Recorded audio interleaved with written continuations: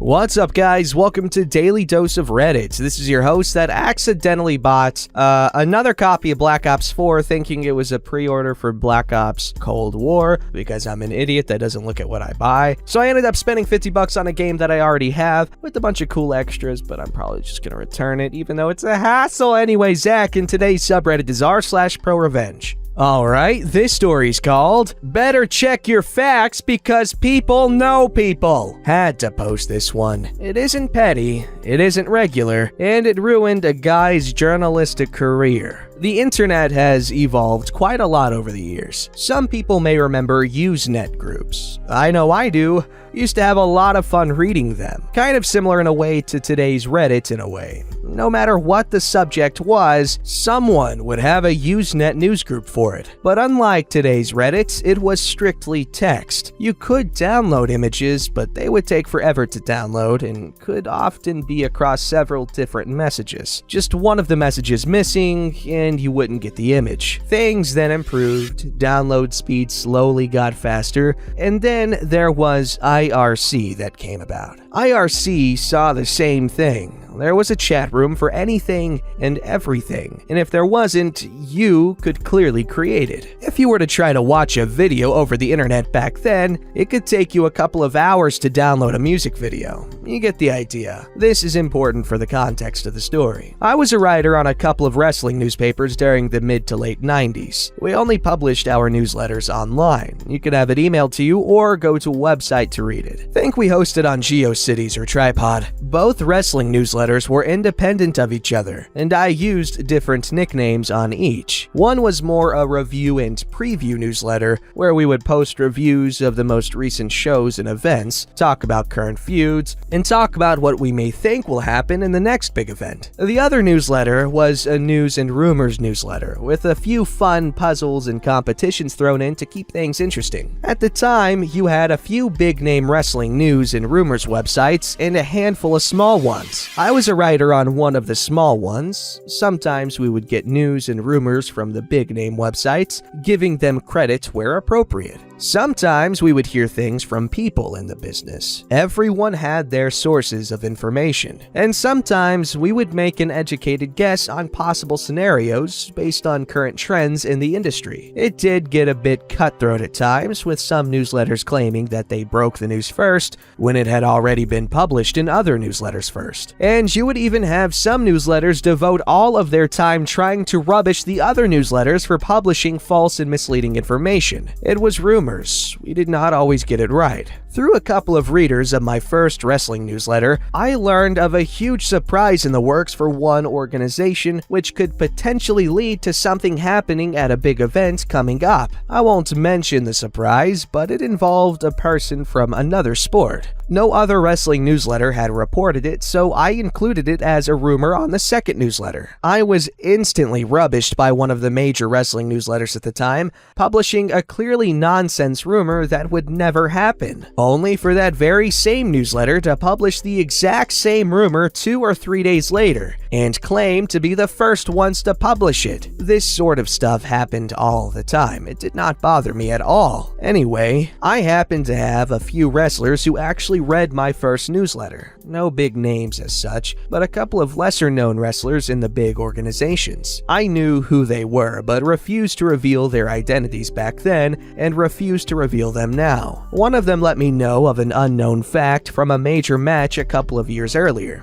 It was to do with an injury that happened during a part of a match. This fact had never been published anywhere else at the time. I mentioned that I wrote for another wrestling newsletter that dealt with news and rumors, and asked if I could repeat the information. The wrestler said sure, but not to credit him. So I go ahead and publish the rumor. Straight away, I had another smaller wrestling newsletter say that it was nonsense. They said that it was impossible for the match to have continued had the injury happened. They then started a smear campaign on the second newsletter. I was getting spam emails constantly, virus attempts originating from the competition. The competition even went so far as to claiming that they had the full story of my wife of 10 years working as a hooker. Don't ask. They were trying to find anything to smear me with. There was more sinister and disgusting stuff, but I won't write it here. Why it got so personal, I do not know, but the funny thing was that at the time,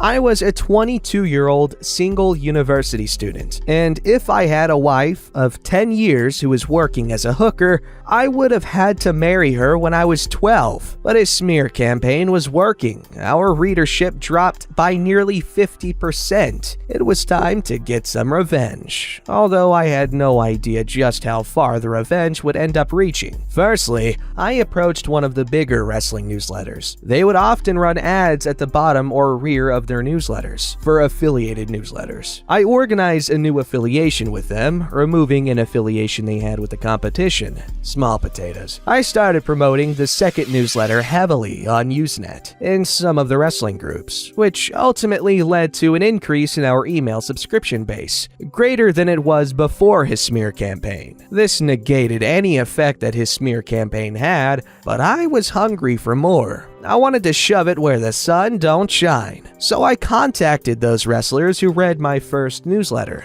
I explained the situation to them and they were happy to help out. It took a couple of weeks, but eventually I was able to post a link to a 15-second video, hosted on a GeoCities website as well as on a Wrestling Usenet group, where the wrestler at the center of the injury rumor not only confirmed it, but gave a shout out to my second newsletter. While it validated me and my information, it still didn't shut the other guy up. Finally, a break. While the guy used an alias for his newsletter, he did actually mention his name a couple of times, and where in the US he attended university. Using this information, I was able to get a friend in the US to do some searching for me, attended that very same university, and discovered that the guy had actually completed a journalism degree several years earlier. Further research indicated that he was now working as a reporter for a regional newspaper in the US. His wrestling newsletter must just be a hobby, so I decided to send all of the information I had, his smear campaign, etc., to the newspaper office. I don't know what, if anything, it would do, but it was worth a shot. About a month later, I got an email back from the newspaper thanking me for the information. They discovered that he was using the newspaper system to run the wrestling newsletter, which was against their policy, so they fired him. And because the newspaper was part of a chain of regional newspapers across the US, he was going to struggle to find another journalism job. The newsletter got shut down as well, because without the newspaper system to run it, the guy had no way of continuing with the newsletter. Side note, I ended up finishing with my newsletters not long after anyway. The first newsletter, as I was just a writer for it, I finished up with when the owner of the newsletter decided to close it down.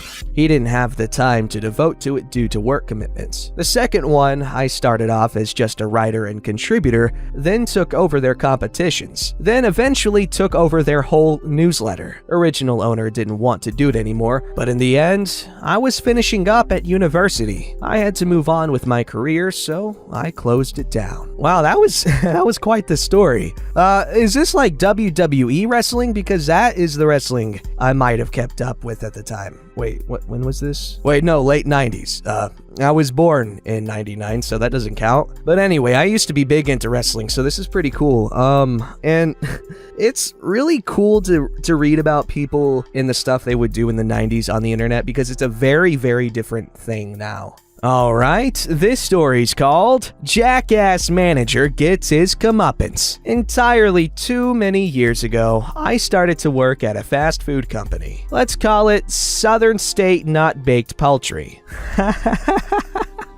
Southern State Not Baked Poultry wasn't a bad first job. I was 16, and the assistant manager at that location was my best friend's stepdad, so we took what was tedious and menial and tried to make it fun. He was actually a really good manager and genuinely cared about the people who worked for him. We would do silly stuff before the store opened while we were doing prep. He would have music playing loudly from his office. As long as everything got done and done well, he really didn't care if we had fun doing it. We'll call him Larry. This story is not about him though. This story is about our store manager. We'll call him Tim. Tim was the exact opposite of our assistant manager. Everything had to be taken seriously. Fun was outlawed. I genuinely hated working with Tim. Tim was an egocentric, power-hungry, petty little man with delusions of grandeur because he was a manager for Southern State Not Baked Poultry. Tim's approach to managing was to work the employee until they burned out. When they did, fire them and hire someone else. Needless to say, morale when Tim worked was in the garbage. Tim hated that crews would prefer working with Larry instead of him. He hated that crews had fun when Larry was working. He hated that our store's numbers were always better when Larry worked. Mostly, he just hated everyone. But one thing that he absolutely hated was a silly little thing Larry did. If it was before the restaurant opened, he would stick his tongue between his teeth and lower lip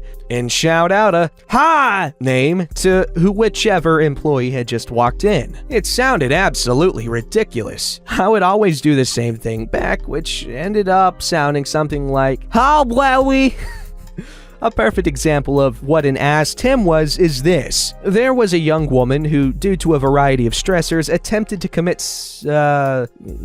after a particularly grueling shift working with Tim. After she had recovered, she came back for her last paycheck. And Larry was working. Not a coincidence. She called the store to find out what day he was working. So Larry sat her down in the lobby, bought her lunch, brought her last paycheck out, and sat and talked with her for about an hour. It was after the lunch rush, and he had the time. So he made sure she was doing okay now, talked about whatever she wanted to talk about. By the time she left, she was smiling, but had tears on her cheeks. She had never had someone just sit and listen and let her talk out everything that was going on. Well, the next day, Tim had come in and hauled Larry into the office. His words, and I can quote them exactly because the office was a tiny little cube with no ceiling, just a place to stash paperwork and a computer, were, "The next time the sad, horrible thing Queen comes in, tell her to do it right next time."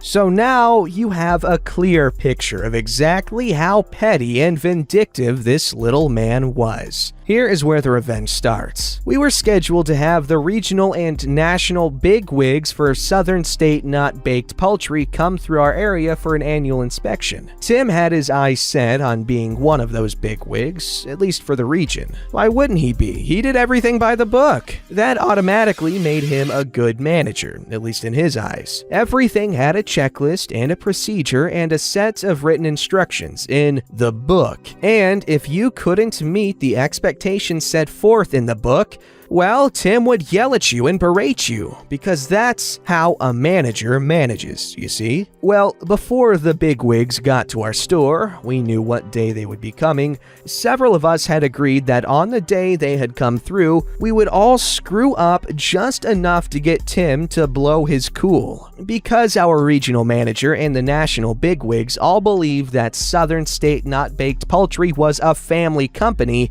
and that employees were valuable team members. The day in question arrived, and the bigwigs were there for their big tour. Whoops! One of the fryers hadn't had the oil replaced last night. Oh look! The shaker table hadn't been cleaned. Darn it! We've got way too much coleslaw made up, and we won't get through it before we have to toss it. Crap, we don't have enough poultry in the cooker to fulfill the lunch rush.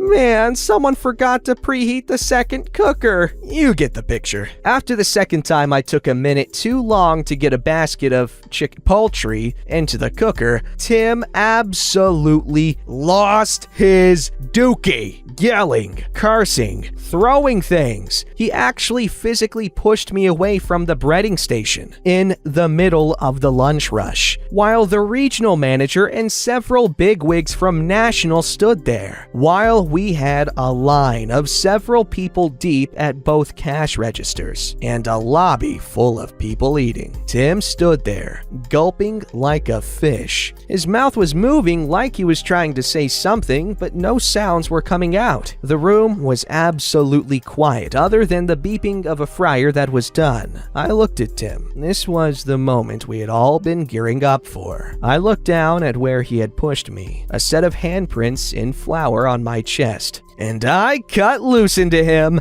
yelled at him that I quit, took off my apron and threw it at him.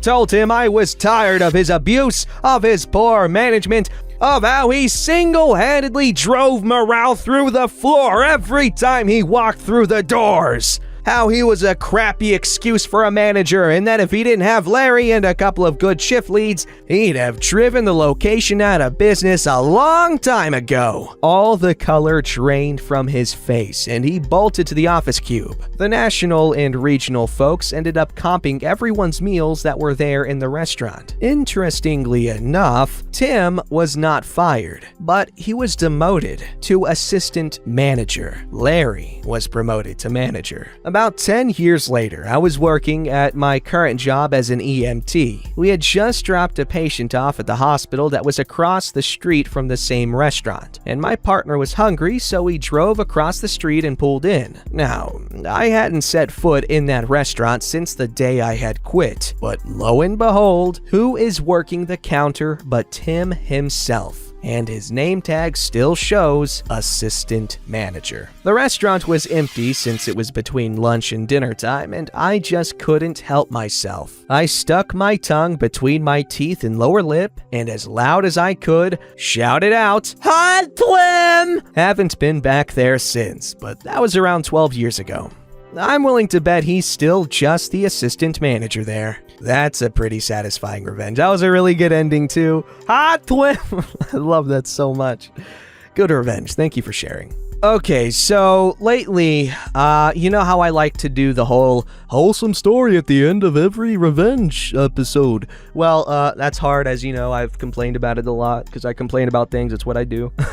Anyway, this time I actually do have a wholesome story for y'all, and it's called, no, it's an Ask Reddit thread, but it's a response to a question that is, what's the most wholesome experience you've had with a stranger? And here is a comment from that thread. I was in the hospital, knowing I'd be there for at least a week and possibly more. I was sick of hospital food, so I went downstairs to go across the street to the hospital subway. I was pretty far back in the hospital, 6th floor, back side of the building, labyrinth of staircases and hallways to get out the front door. The walk from there to subway took almost 15 minutes, even though it was just across the street. I waited in line, got up to the counter to order, and realized I'd left my wallet in my room. I ordinarily keep my wallet in my back pocket, but there was no need to in the hospital since I was in my bed most of the time. I was exhausted mentally by that point from the stay, told them I'd forgotten the wallet, and turned to make the trek all the way there and back again. All of a sudden, a nurse behind me bought my food for me, saving me the trip and the money. I thanked him profusely. That was years ago, but I will never forget that act of kindness. That is so nice! Good guy, nurse. I remember back when I was a little kid, I was on a plane ride from